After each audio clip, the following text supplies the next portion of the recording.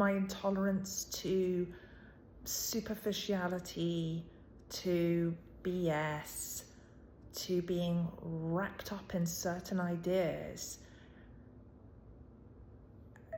it's just lessening. And because of that, I go through these periods where I cannot go online. Like, I only want to go online and connect when I feel that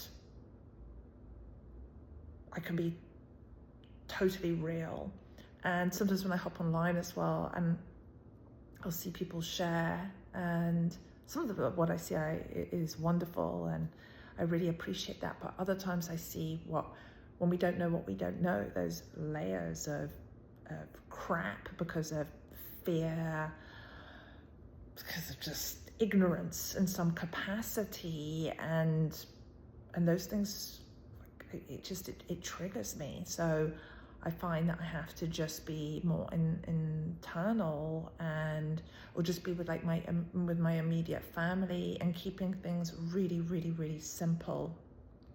So one of the reasons that I am hopping on here is because there is a theme that I'm seeing from a number of clients to family members and friends that I'm speaking with, where they feel this intensity of energy. It's almost just like the nervous system is getting fried. Life just feels so intense. And even if, say, those particular people are spending more time alone, sort of retreating, trying to work on themselves spiritually, to go to therapy or do some type of meditation, that the intensity of those feelings doesn't let up. And this, I feel, is because of what is occurring, not just collectively, but metaphysically.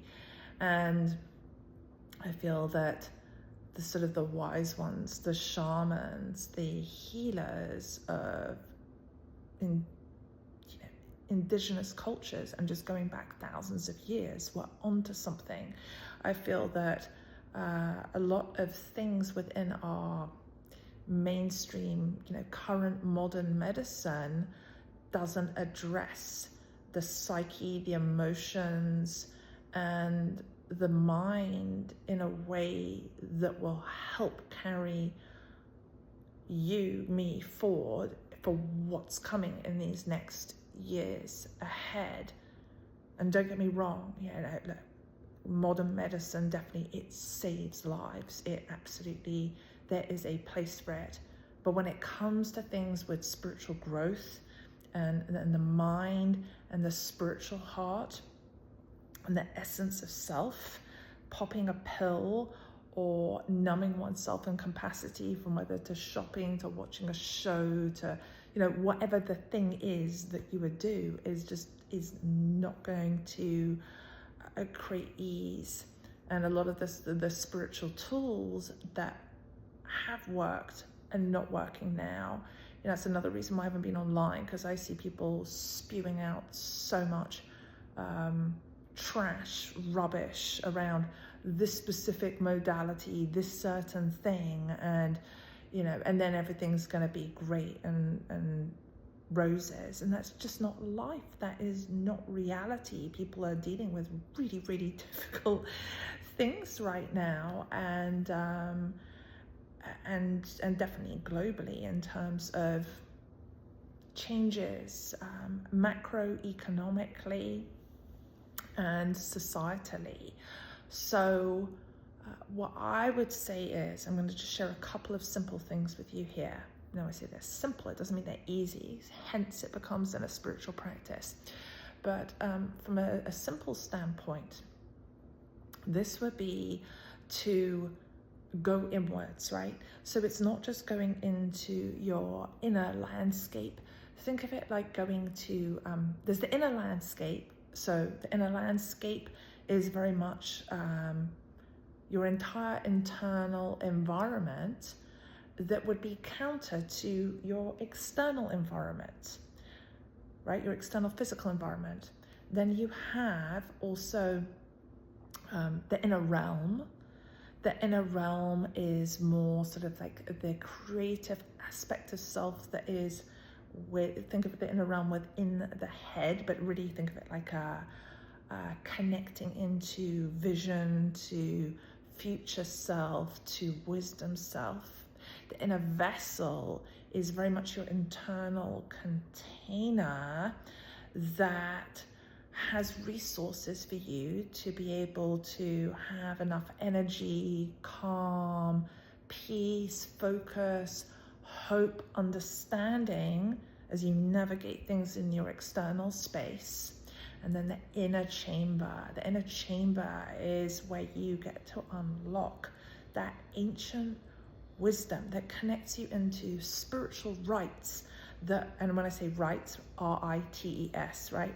Like a rites of passage, things that you go through that are going to take you to your, let me say it more simply, wonderful, exciting, happy, celebratory times. Now let me just say this, something positive as well. When I look forward, further ahead into the future, in the next 2-3 years, I feel good. I feel good about things. So now really is a time to, as we navigate these turbulent times, to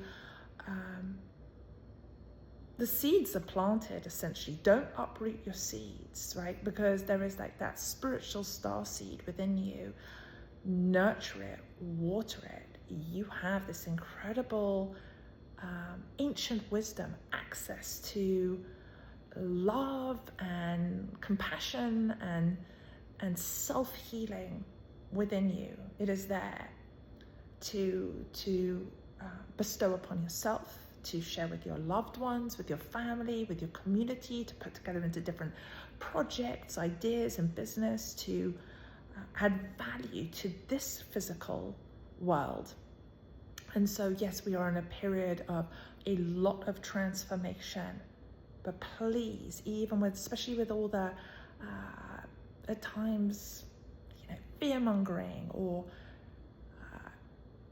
skewed perception that gets created, or the way that information is delivered, if it doesn't feel right for you, if it doesn't feel good, do not attach to it, because then that just plants seeds of fear in you. I would say, can you have the courage to say, you know what, when it creates fear, right, it's FOMO, it's fear of missing out. Fear of missing out on what? Like, don't miss out on yourself. Come back to you, celebrate you, that you are this gorgeous, beautiful, divine, wonderful being. And you're wonderful. You're wonderful. And I am sending you lots and lots of love to be that reflection of believing in yourself.